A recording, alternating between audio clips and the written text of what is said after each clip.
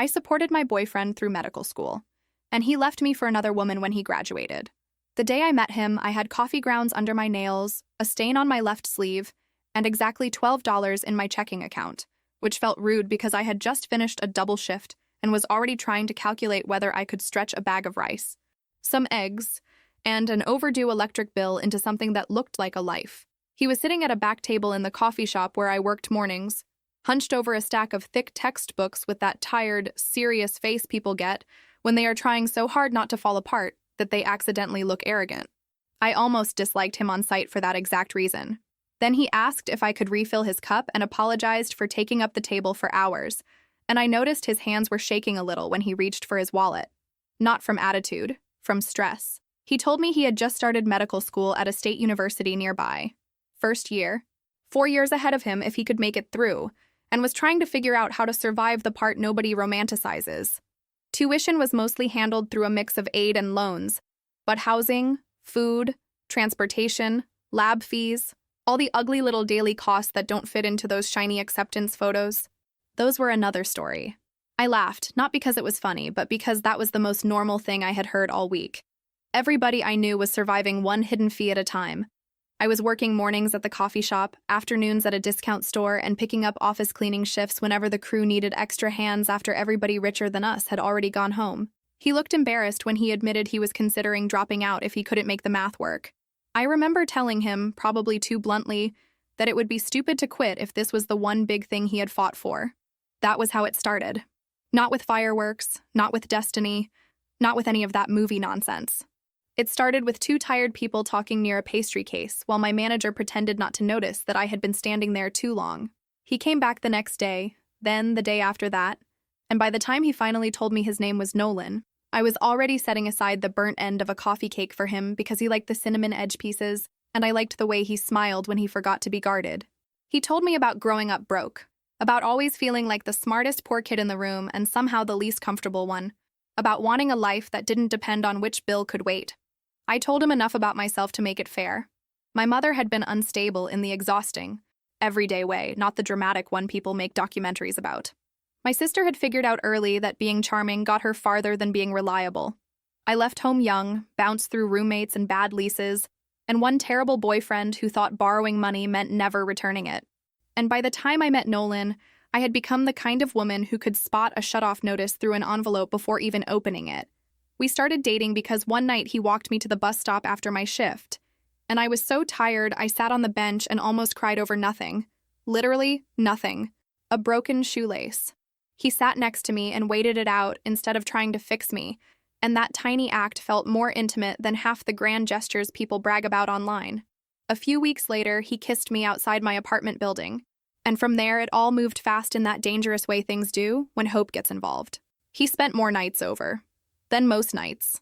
Then his room near campus felt pointless, expensive, and impossible. He showed me the numbers one evening on the back of a grocery receipt, and I showed him mine. And somewhere in the middle of a conversation about rent, bus passes, and whether boxed pasta counted as a personality trait, I made the decision that changed my life. I told him if he could keep his tuition covered and stay focused on school, I would handle the rest for a while. Not because I was rich. I could barely afford my own life. But because I believed in leverage, in timing, in two people dragging each other somewhere better. I said we could live small now and breathe later. I said when he finished medical school, matched somewhere decent, and started earning real money, we would finally get to be the couple that slept normal hours, bought groceries without panic, and maybe got married in a courthouse with cheap flowers and a dinner we actually enjoyed. He stared at me like I had handed him oxygen. He said, "You'd really do that for me?" And I said yes. Because back then, that answer felt romantic instead of catastrophic. He recorded a voice note that same night while I was washing dishes, half joking and half emotional, thanking me for believing in him, saying I was investing in our future, saying he would never forget it. I kept that message for years. I wish I could say I knew to save it on purpose. I didn't.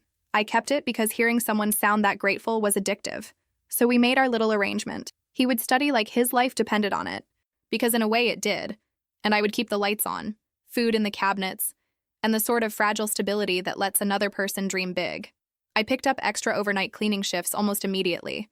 I started sleeping in weird fragments and telling myself this pace was temporary, I told myself this was temporary. I told myself love sometimes looked like exhaustion before it looked like comfort. I told myself a lot of things then. Some of them were even true for a while. The first year ran on caffeine, bus schedules, and delusion, which sounds harsher than it felt at the time. At the time, I was weirdly happy. Miserable physically, sure, but emotionally, I was full of that scrappy, hungry kind of hope that makes cheap dinners feel like a team sport. I woke up before sunrise to make coffee and eggs if we had eggs, toast if we didn't. And on especially bad weeks, I pretended that buttered crackers counted as breakfast because I didn't want him starting a clinical lab on an empty stomach. Then I rushed to the coffee shop, went straight from there to the discount store, and after a quick change in the employee bathroom, headed to the office cleaning crew at night. I got very good at carrying deodorant, spare socks, and acting more functional than I felt. Nolan studied all the time, and honestly, that part was real. He wasn't faking the workload. He would come home with underlined pages, complicated terms, stories about anatomy labs, and that glassy-eyed look of somebody living inside a permanent test. In those early months, he still tried. That matters, even if it makes everything that came later more infuriating. He'd rub my shoulders while I heated soup from a can. He'd listen when I complained about my manager cutting hours for people she personally disliked, which was apparently most of the staff. He'd tell me little facts from class in a voice that made him sound like a kid showing off a science project. And I'd sit there in a thrift store sweatshirt, smelling like bleach and coffee, thinking, okay, this is hard, but it means something. We didn't go anywhere expensive because obviously we couldn't. So we built a whole private culture out of things that were free or close enough. We watched old movies on a hand-me-down television that took forever to turn on. We split one dessert from the grocery clearance rack every Friday if the week had not actively tried to kill me. We walked around the neighborhood at night when the apartment felt too hot and listened to other people's air conditioners rattle. Sometimes we talked about the future in embarrassing detail. He wanted a clean apartment with big windows and one room that could be an office. I wanted a couch no one had rescued from the curb and a kitchen where the drawers opened without swearing at them first. We talked about marriage the way tired people do, not like a fantasy wedding board, more like, one day we'll sign some papers, eat some cake, and stop being scared all the time. I started saying no to little things without even noticing. A coworker invited me out after work for drinks and I said I couldn't. My sister called asking to borrow money and I laughed so hard she got offended. My mother left me a voicemail about how family helps family, which was rich coming from a woman who had once sold my old desk while I was still living there because she needed cash flow. I deleted it while waiting for the bus. Nolan would tell me I was incredible, that no one had ever believed in him like this, that when he made it, I was going to rest. That was the word he used. Rest. As if he knew exactly how to hit the softest part of me, as if he knew I had been tired since childhood. By the middle of that year, I was taking the occasional weekend catering shift too. Mostly weddings and office events where people in clean clothes asked for extra sauce without looking directly at the person serving them. I'd come home with little packets of sugar stolen from coffee stations because free sugar was free sugar, and Nolan would pull me into bed and tell me we were building something. I believed him so hard it almost makes me embarrassed now.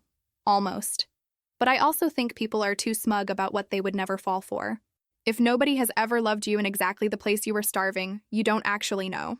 The apartment was tiny and always either too cold or too warm, but it felt like ours. We had our routines. His books spreading across the table. My uniforms hanging over chairs to dry because the laundry room charged too much and the dryers barely worked. The jar on the counter where I dropped loose change and emergency cash. The list on the fridge with due dates written in marker. We kissed in the kitchen. We fought over nothing and made up fast. He said once, very quietly, that he couldn't wait until I didn't have to live like this anymore, and I kissed him before he could see my face because I actually got emotional over it. Which, yes, sounds pathetic now. I know. What I didn't understand then was that he loved the setup a lot more than he loved the cost of it. Still, that first year felt like proof that hard things were survivable if two people meant what they said. I went into the second year committed and still buying the dream harder than I should have. The second year was when money stopped being background stress and became a living thing in the apartment, like mold you couldn't fully scrub out. Fees started popping up everywhere.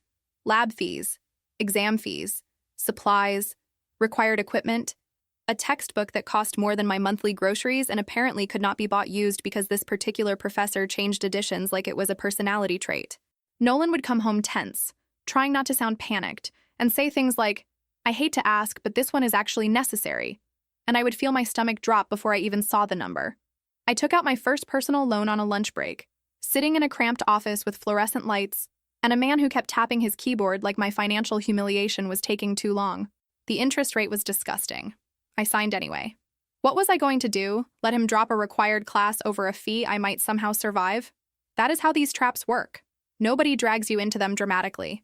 You walk in because you love somebody, because there are bills due, because the alternative feels worse.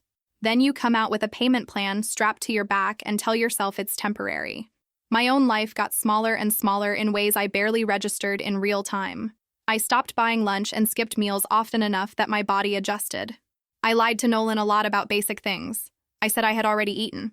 I said a bill had been lower than expected. I said a coworker had given me a ride when really I walked because I needed bus fare elsewhere. He noticed some of it, but not most of it. And the part of me that wanted him to notice kept arguing with the part of me that was proud of shielding him. Then there was the stupid, expensive stethoscope. I still remember that, because it was one of the first times I felt something sour under my sympathy. He mentioned that a lot of students had better equipment, that certain professors were weird about presentation, that he felt out of place. He didn't directly ask.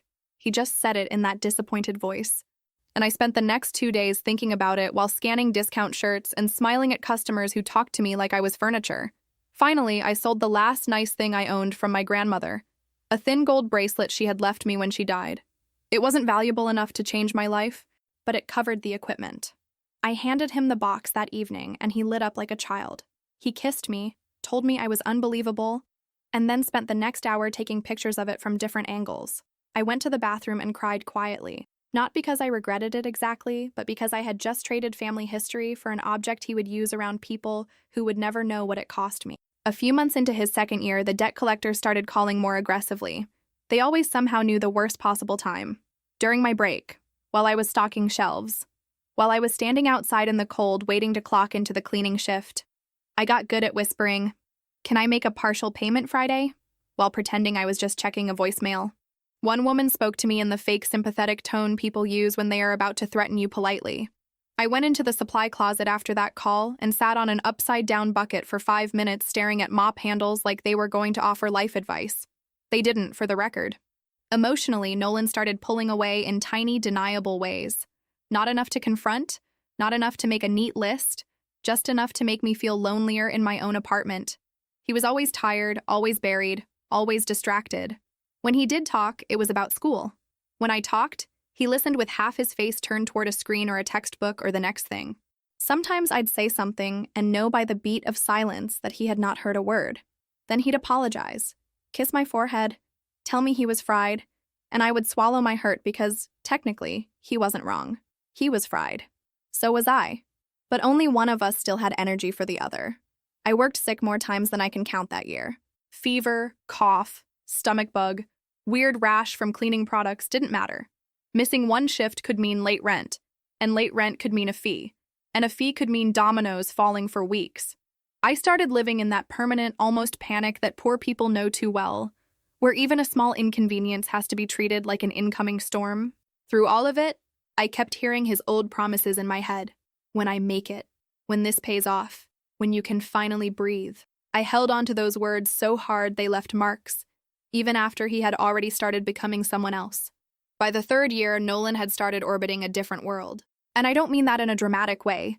I mean literally a different set of rooms, people, expectations, and social rules. There were more dinners with classmates, more study groups that somehow happened at expensive restaurants, more little networking events tied to internships, faculty mixers, donor things, hospital-adjacent events where everybody wore neutral colors and spoke in calm, polished voices. He started talking about professional environments the way people talk after they have spent enough time around money to mistake comfort for character. At first, I tried to be supportive. Of course I did.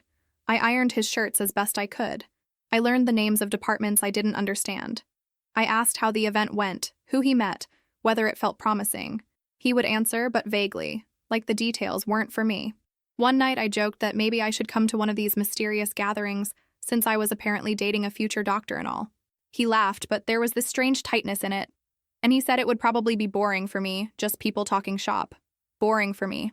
I let that one slide and then got angry at myself later in the shower because it sat under my skin all night. He started noticing things about me that had never been problems before. My accent, my clothes, the way I spoke too directly. He'd make polishing comments. Maybe say it this way. Maybe don't joke like that around them. Maybe wear the blue one if we go somewhere. I knew the difference between help and editing. The first time I showed up near campus unexpectedly, it was because I had a break between jobs and wanted to surprise him with lunch. Cheap lunch, obviously, but still. I had packed sandwiches, fruit, and one of those generic sparkling waters he liked. He was standing outside one of the buildings with a group from school, all of them in nice coats, laughing about something. When he saw me, his face did this quick flicker. Not joy. Not even confusion. Annoyance. Tiny, but real. He recovered fast and came over, but the damage was done. He took the bag, thanked me in that stiff public voice, and barely introduced me. "This is Marisol," he said, as if I were a neighbor borrowing sugar instead of the woman holding his whole life together with overtime and Tylenol. I stood there feeling too visible and somehow invisible at the same time, which is a disgusting combo if you've never had the pleasure. Later, he said I was being unfair, that he had just been caught off guard, that I made things awkward because people were in the middle of a conversation. Maybe. But that day, something snapped into focus. I began noticing how often he acted one way with me in private and another way around the people whose approval he wanted. It wasn't just stress anymore. It was curation. He was rearranging his life so I fit into it only when it was convenient and looked invisible when it wasn't. The receipts started too. Fancy restaurants, valet charges, cocktails I could not pronounce if you paid me. He always had explanations. A classmate's birthday, somebody else's treat, group celebrations after exams. I told myself not to be paranoid because jealousy can make you stupid, and I was trying so hard not to be that woman, the suspicious one, the clingy one, the girlfriend who resents ambition because she doesn't understand the world it requires. I kept editing myself right alongside him. That was probably the most humiliating part. I didn't just let him move me into the shadows. I helped dim the lights. By the time he was heading into his final year, I was desperate for something concrete to hold on to, and I don't just mean money. I mean language, dates, plans, proof that the life we had bled for together was still ours and not just some training ground he planned to graduate out of. I brought up marriage one Sunday afternoon while folding laundry on the bed, which in hindsight was maybe too domestic a setting for a conversation that ended with my whole chest cracking open, but whatever. I wasn't asking for a ring that second. I wasn't dragging him toward a florist. I just said maybe we should start talking seriously about next steps, about what the timeline looked like once he graduated and had a real salary coming in. Totally reasonable. Disturbingly reasonable, actually. He went stiff. "I don't have room for this right now. You always pick the worst times." "The worst times?" I repeated. "When would be a good time exactly? When I'm not under pressure about matching with the right hospital and not ruining my future." "You're making everything about us." "About us?" I was holding one of his socks. "This was never framed as just your future. You called it ours. You promised me." He sighed in that exhausted, superior way that makes you want to swing a lamp. "Maybe you're too focused on promises made when we were younger and broke. Maybe you should be more realistic about how people's priorities change." Realistic. That word again. Like realism meant me shutting up while he revised history in real time. The fight got uglier from there because I stopped trying to be graceful. I brought up the jobs, the rent, the loans, the groceries, the fact that I had spent years keeping him alive on cheap food and bad sleep. He said, "I never asked you to do all that," which is one of those sentences that should come with a warning label because it can change how you hear every memory that came before it. I literally laughed when he said it. Not because it was funny, but because my body refused to process that level of cruelty soberly. I asked if he wanted to go back and edit the voice notes too, maybe re-record the gratitude in a calmer tone. He told me I was being dramatic. Then, and this is the part I still replay sometimes when I want to ruin my own day, he said maybe if I had spent these years building something for myself instead of hovering around his career, I wouldn't feel so insecure now, hovering around his career. I wish I could report that I stood up, delivered a devastating speech, and kicked him out on the spot. I didn't. I cried. Quietly at first, then not quietly. I hate admitting that because people love dignity in hindsight. But the truth is, I cried the way people cry when they realize they have been speaking one language in a relationship, while the other person has already moved on to another and forgot to mention it. He stood there irritated. Not comforting. Not cruel in an explosive way, just cold. That was new. Cold Nolan was worse than angry Nolan because anger at least implied emotion. Cold Nolan looked at me like I was a problem to manage. After that conversation, something changed in the apartment that never fully changed back. He stayed later at school. He took calls in other rooms. He stopped making even fake future comments. The tenderness dried up so thoroughly it became embarrassing to remember it had ever been there. When I was too tired to cook something decent, he made little remarks about how we couldn't keep eating like college freshmen forever. When I pointed out that college freshmen usually weren't juggling 2 jobs, extra shifts, and a grown man's dreams on their spine, he accused me of weaponizing sacrifice. That was another favorite move of his by then. Turn my labor into manipulation the second I expected it to mean anything. Meanwhile, I was still drowning. The rent was due. The loan payments were due. My body felt older than it was. My mother called one day asking if I could help my sister with a deposit because she was between jobs again, and I actually started laughing so hard I had to sit down on the floor. The kind of laugh that sounds 1 inch away from a breakdown. Family apparently only counts when they want something. That part never changes. Somewhere in that final year, I started seeing the real shape of what had happened to me. I had not simply supported a partner through a hard season. I had constructed an entire platform out of my own life and invited him to stand on it until he could reach a world where he no longer had use for me. And because I loved him, because I am not proud enough to pretend I didn't, I stayed in that apartment trying to salvage the version of him that had once looked me in the eye and said we were building something together. He was already gone. I just hadn't caught up yet. When he graduated from medical school and matched into a residency program at a respected hospital, I still threw him a celebration. That sentence alone should qualify me for some kind of support group. I used the last bit of free cash I had after rent to buy cheap decorations, a grocery store cake, and those little plastic trays that make food look more intentional than it is. I cleaned the apartment top to bottom, even though I had worked the night before and my knees were throbbing. I told myself maybe this would reset things. Maybe once the pressure of school was off, he would come back to himself. Maybe he would look around, see what I had done, and feel ashamed of how distant he had become. Hope can make a woman decorate her own humiliation in streamers.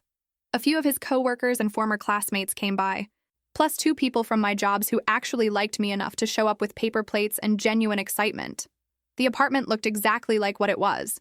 A cramped place paid for by a woman who had been surviving, not posing. Nolan walked in, took one look around, and I saw it hit his face before he could hide it. Embarrassment. He thanked me, but there was a stiffness to it, like he was trying not to react too strongly in front of witnesses. For the rest of the evening, he floated.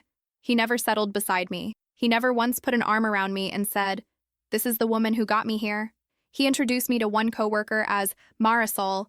"We've known each other forever," which was technically true in the same way calling a house fire a temperature issue is technically true. One of my friends from the discount store hugged me and whispered, "Girl, are you okay?" while pretending to admire the cake. That was how obvious it was. The whole night he seemed preoccupied with managing impressions. His coworkers were dressed nicely without looking like they had tried, which is a class signal all by itself. They asked the sort of soft questions people ask when they don't know what to do with a setting beneath their expectations. Where was he thinking of living now that he was starting at the hospital? Was he staying near this area much longer? Had he considered closer options? He answered them like I wasn't standing 3 feet away. I felt like unpaid staff at my own event. At one point, I came out of the kitchen and heard one of them joke that residency pay would at least get him out of starter housing, and Nolan laughed. Not politely, not nervously. He laughed like he agreed. After that night, he started spending money on himself in a way that made me feel actually dizzy. Better clothes, more expensive shoes, a watch that, according to him, mattered for professional image, though I failed to see how telling time in a hospital requires swallowing my grocery budget whole. He replaced his old phone even though the old one worked fine. He got haircuts more often. He started buying cologne that clung to our bathroom like ambition and bad choices. Every purchase came with a justification. He had to look the part. People notice these things. First impressions matter. Meanwhile, debt collectors were still calling me, not him, because all the ugly paperwork lived under my name. One afternoon, I told him a creditor was threatening legal action if I didn't make a larger payment that month. He barely looked up from the message on his screen and said he couldn't keep bailing out every mess from the past when he needed to establish himself. I stared at him so long he finally looked uncomfortable. "Every mess from the past?" I repeated, because I wanted to make sure the cruelty had arrived in its final form and I wasn't mishearing it. He rubbed his forehead and said he didn't mean it like that, which is what people say when they absolutely meant it like that, but hate the echo of their own voice. He started staying out later after shifts too. At first it was easy to believe because hospitals are brutal and schedules are chaos. He said there were team dinners, drinks after long days, social obligations that helped him fit in. I wanted to be supportive, and also I was so tired I could barely think. So I swallowed my suspicions and kept doing what I had always done. Working, paying, adjusting, hoping, shrinking. Sometimes he came home after midnight smelling like expensive soap and bar air. Sometimes he barely came near me before showering. We were still sleeping in the same bed, technically. But the relationship had started to feel like one of those leases where one person has mentally moved out months before the boxes appear. The worst part was how embarrassed I became by my own need. I wanted acknowledgement so badly it made me feel small. I wanted him to say out loud, to anybody, to me, to a wall, that I mattered in the story of his success. I wanted him to look at the bills on the counter and say, "I've got this now. Rest." Remember that? His word.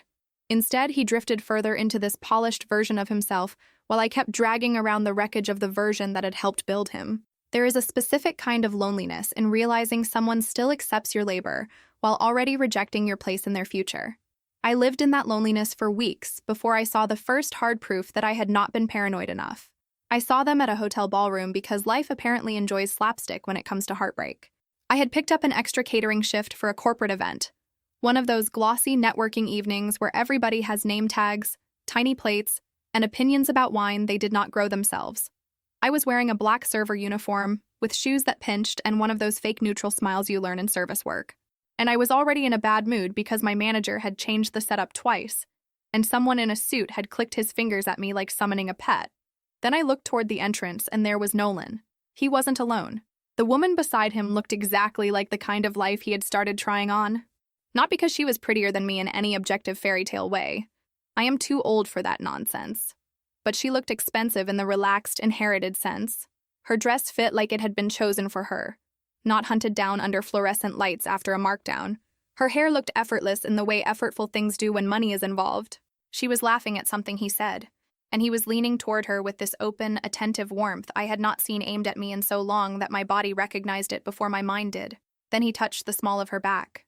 Then, a little later, when they thought nobody was paying attention, he kissed her. I didn't drop a tray or burst into tears or make a scene. I just froze for one horrible second and then kept moving because when you work jobs like that, your body learns to obey before your heart catches up. I carried drinks to a table while my ears rang. I smiled at strangers.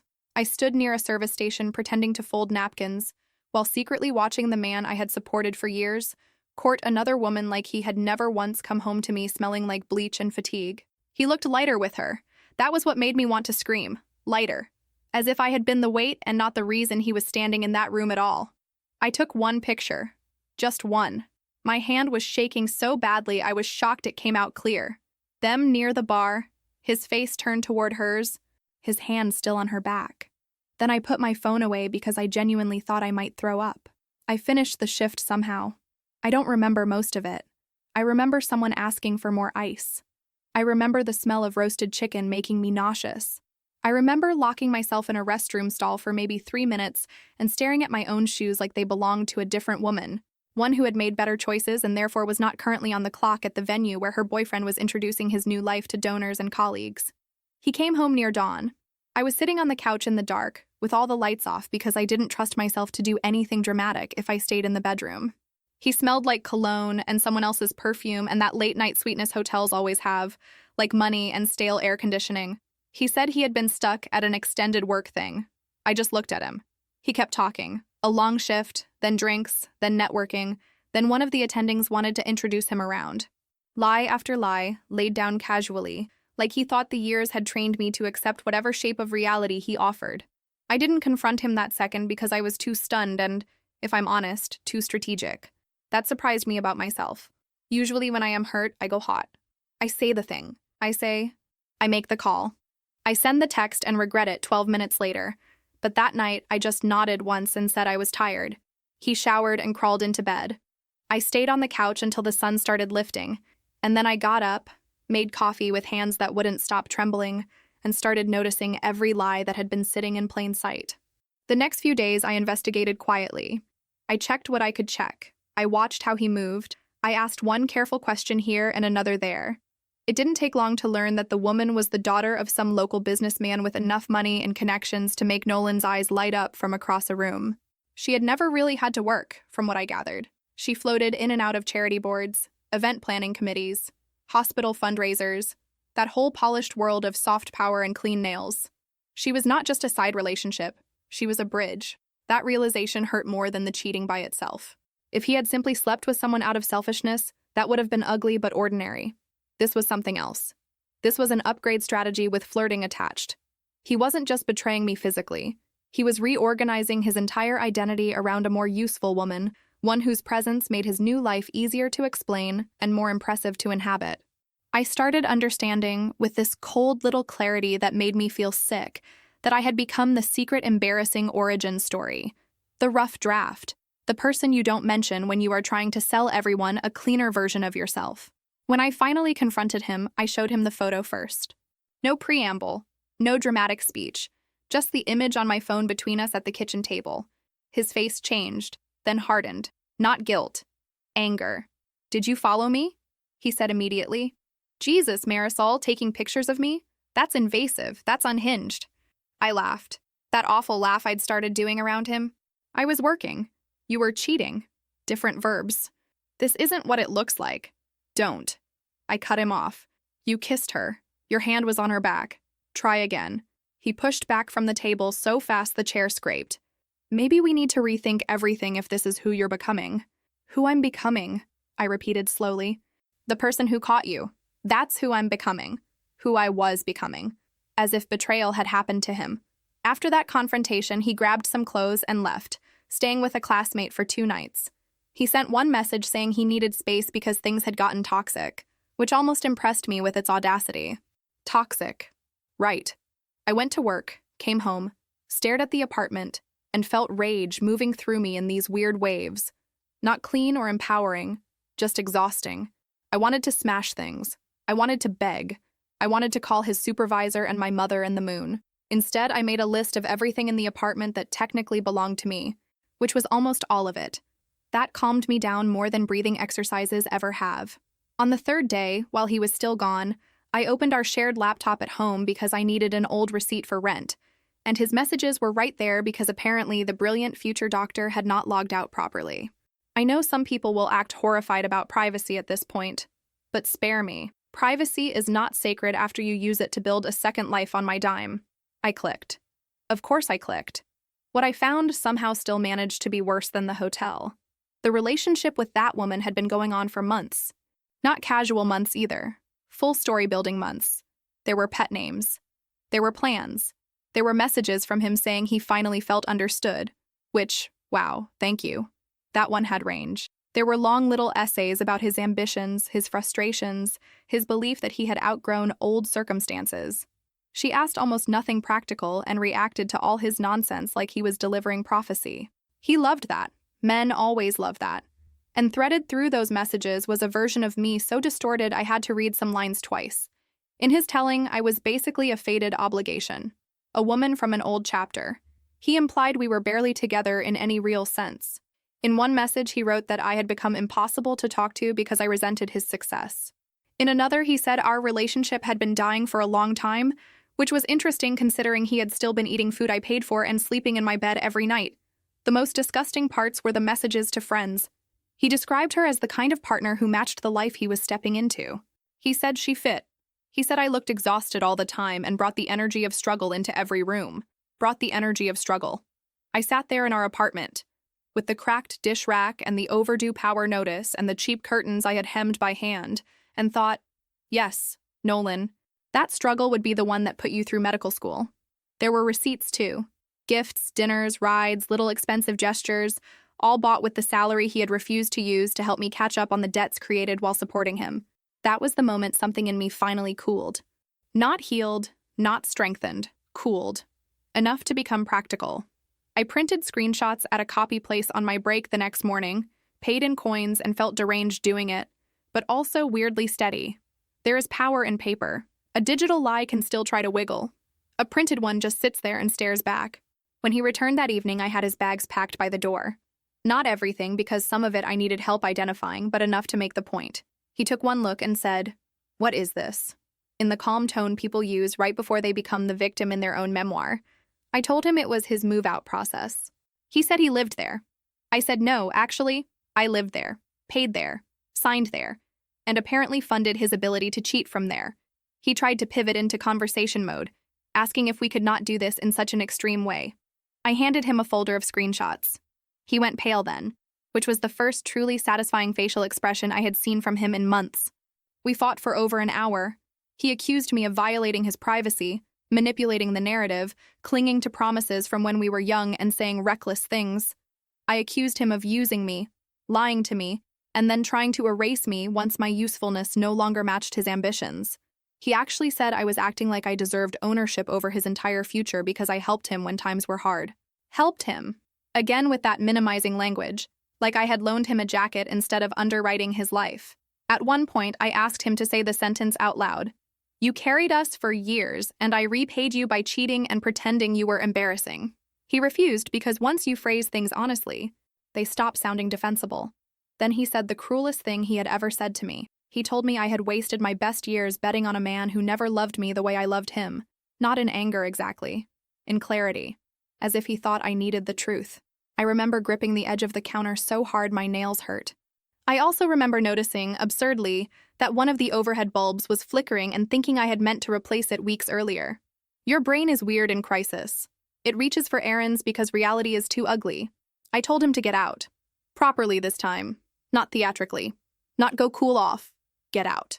He threatened to fight me on it until I reminded him the lease was in my name, the utilities were in my name, and if he wanted this to become public among his carefully curated colleagues, I was available to discuss details.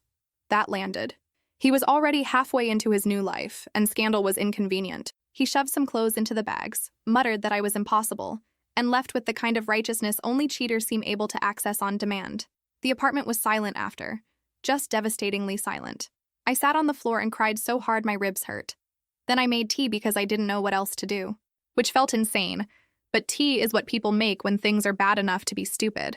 I kept looking around at all the years still sitting in the room, the chipped mugs, the bookshelves, the dent in the couch cushion where he used to fall asleep studying back when he still let me matter. He had gone, but the debt had not. The grief had not. The bills definitely had not. I was alone with the invoice of loving him. The next morning, I went to a free legal clinic at a community center, 2 bus rides away because panic had finally evolved into logistics. I had barely slept. My face was puffy, my stomach was wrecked, and I was carrying a folder that made a soft paper sound every time I moved, which somehow felt more dignified than the emotional disaster happening inside me. The volunteer lawyer was a woman with tired eyes and a cardigan that looked like it had seen some things. I trusted her immediately. Maybe because she didn't give me that pity smile people use when they assume you were just naive and should have known better. She just asked questions. Who was on the lease? Who paid which bills? Was there written proof of financial promises? Had he lived there continuously? Did I feel physically unsafe? Practical questions. Bless practical questions. I told her everything, including the humiliating parts. The jobs, the loans, the groceries. The years of covering rent and utilities and transportation while he studied. The voice notes, the texts, the cheating, the way he was now trying to recast all of it as me, making independent choices he had never requested. She listened, took notes, and said something that steadied me more than I expected. She said, people like him always rely on informality. They think if love touched it, the record disappears. She explained that proving financial obligation between unmarried partners was complicated. In our state, there was no common law marriage, so I couldn't claim spousal rights. But there might be a case for unjust enrichment if I could show a clear pattern. Explicit promises of repayment, documented reliance on those promises, and evidence that he knew I was going into debt specifically to support him while he advanced his career. She warned me it wasn't guaranteed, that judges could see it as voluntary gifts between partners, but said the messages and receipts were strong enough to try.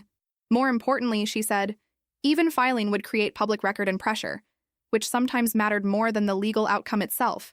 I almost cried right there in the office because yes, exactly. Informality had been his shield.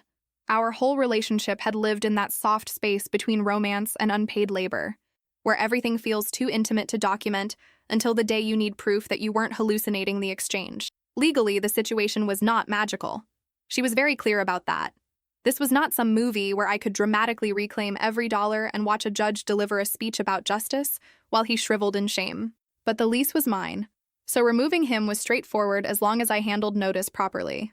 As for the money, she said there might be a path if I could show a pattern of reliance, explicit promises, and documented contributions tied directly to the mutual expectation he had encouraged. Not guaranteed. Not pretty, but possible enough to pursue. Possible was all I had. So I started gathering everything. Every rent payment, utility bill, grocery receipt, bus pass refill, transfer, book purchase, equipment cost, lab fee, emergency payment. I dug through email folders and old messages like an archaeologist of my own bad decisions. I even found that voice note from the first night. His voice grateful and young, promising he would take care of me once he made it. I sent it to my lawyer with shaking hands. The more I collected, the sicker I felt. It wasn't even just the total, though the total was horrifying. It was the shape of my life emerging on paper. Year after year of me working, paying, compensating, adjusting, while his future got cleaner and shinier and mine got thinner around the edges. I found old messages from him thanking me, saying he couldn't have done this without me, saying once he was earning, he would take care of me the way I had taken care of him. There were enough of those to make his later denials look not just false, but insulting. A few weeks later, I also made one of the messier choices of my life, maybe the messiest after dating him in the first place. I wrote about what happened on a local community page using a throwaway account. I did not name him. I did not post his photo. I did not mention the hospital directly. I was not trying to get sued into a cardboard box. But I wrote the story in detail, enough detail that anyone who knew the situation well could probably connect the dots. I wrote about supporting a partner through medical school, working myself ragged, being promised a future, then getting discarded for someone wealthier once the degree and status were secured. I included blurred receipts and cropped screenshots to show I wasn't inventing the whole thing after one dramatic fight. Then I posted it and immediately felt like I might throw up. I expected maybe a few comments and then internet dust. Instead, it spread. Not viral in the national television sense, nothing ridiculous, but local enough and fast enough to become its own weather. Women shared their stories. Men shared stories about sisters or mothers who had carried someone the same way. Strangers argued about whether emotional labor counts when there are no contracts. Some people blamed me for being foolish, which, fine, that was always coming. But enough people recognized the pattern that the post gained traction beyond the usual little gossip circle. People are less shocked by cheating than by a recognizable scam dressed as romance. I watched the comments late at night with a mix of vindication and shame. Vindication because I was finally being believed in a way that did not require me to beg. Shame because even anonymous exposure still left me feeling bare. My sister messaged me after somebody sent her screenshots and asked, "Please tell me this isn't about you," which was such a perfectly self-centered family response that I laughed in the grocery line and startled the cashier. My mother called to say I was airing private matters publicly and ruining my own reputation. My own reputation. I asked her if she remembered the part where I had been financially gutted and cheated on. She said that was exactly why I should be keeping my head down, because people judge women harder. There it was. The family motto dressed as advice, absorb quietly. Then the other woman found out. Not from me directly. From someone in her circle who recognized enough of the story to ask questions. That part moved fast. Nolan had apparently told her a very polished version of his life. Self-made. Overcame hardship alone. Old relationship lingering in vague, unresolved sadness, but basically over. No mention of the woman carrying rent while he studied. No mention of years of support, promises, dependence, or the fact that he had crawled out of one life using someone else's spine and then tried to call it individual excellence. According to a mutual whisper chain that eventually reached me, she confronted him and things went badly. Her family did too.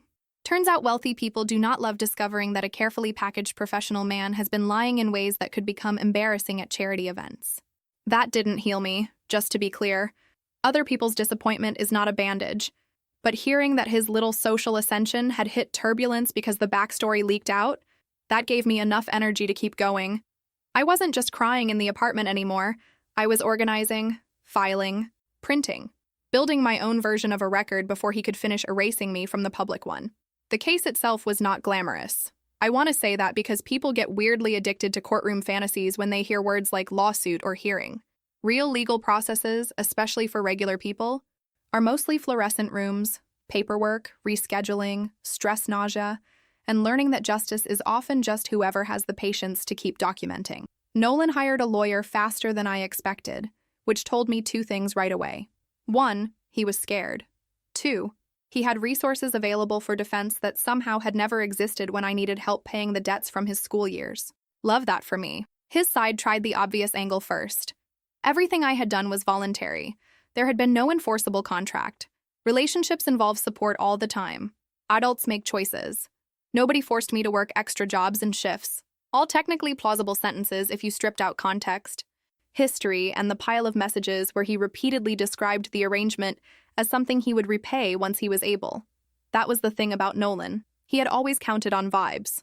He counted on gratitude being too intimate to preserve, on sacrifice being too emotional to quantify, on my shame being stronger than my memory.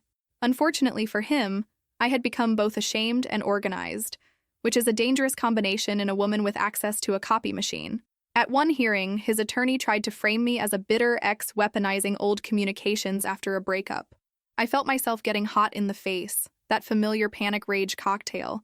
Then my lawyer calmly introduced printed messages, years apart, where Nolan explicitly referred to my financial support as an investment in our future and promised to make it right once he started earning.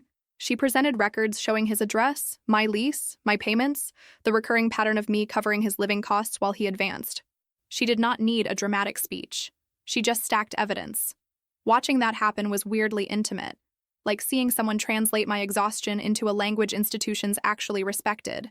The pressure on him grew from more than one side, too. The engagement, from what I heard, quietly dissolved. Not with some huge public scandal, just a sudden cooling, postponed announcements, then nothing. He looked worse at the hearings than he had ever looked in our apartment, which I know is petty to enjoy. But I did enjoy it. Sue me. Actually, don't. He had the drawn, irritable face of someone learning that reinvention works best when nobody from the first draft keeps receipts. Some colleagues apparently knew pieces of the story by then. Not enough to destroy his career or anything extreme, but enough that the glossy narrative around him got scratches. That mattered to him more than I think the money ever did. Eventually, after 2 preliminary hearings where my evidence kept stacking up and his polished story kept getting harder to defend, his lawyer reached out privately. The legal case itself was shaky. We both knew that. But the exposure was killing him professionally. Colleagues were asking questions. The hospital where he worked had seen screenshots from my community post. His new social circle was watching. His lawyer floated a settlement. Partial reimbursement in exchange for signing an NDA and taking down any public posts. Not because I would definitely win in court, but because the cost of fighting publicly was higher than the money. Not every dollar. Not enough to restore the years. Not enough to buy back my health or my 20s or the bracelet from my grandmother. But enough to matter. Enough to clear the ugliest debts and stop the collector calls. I took the deal after arguing with myself for 3 nights. Part of me wanted to keep fighting out of principle. Another part of me knew principle doesn't keep the lights on. Survival won. Survival often has to. About 6 weeks after the settlement was signed, the first payment hit my account on a Thursday, while I was on break behind the discount store, sitting on an upside-down milk crate next to a delivery door that never closed right. I checked the balance 3 times because I didn't trust my eyes. Then I cried into a paper napkin and had to go back inside pretending seasonal candles were still the most important thing in my emotional life. I used that payment exactly how glamorous dreams are made of. I caught up on rent, paid down the worst loan, and bought groceries without doing calculator math in the aisle for the first time in months. I also bought myself decent insoles because my feet had been begging for mercy for years, and apparently I had decided martyrdom was a personality. Money did not fix the emotional part. It fixed the emergency part, which is not the same thing but is still holy in its own way. When survival panic quiets down even a little, the grief gets louder. I started sleeping badly, then sleeping too much on days off, then getting weirdly angry at commercials, songs, random men in hospital scrubs, women with engagement rings, cheap cinnamon coffee, all of it.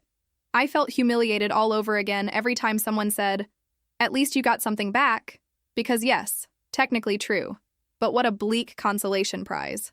Congratulations on recovering a fraction of the expenses from the man who used your devotion as scaffolding.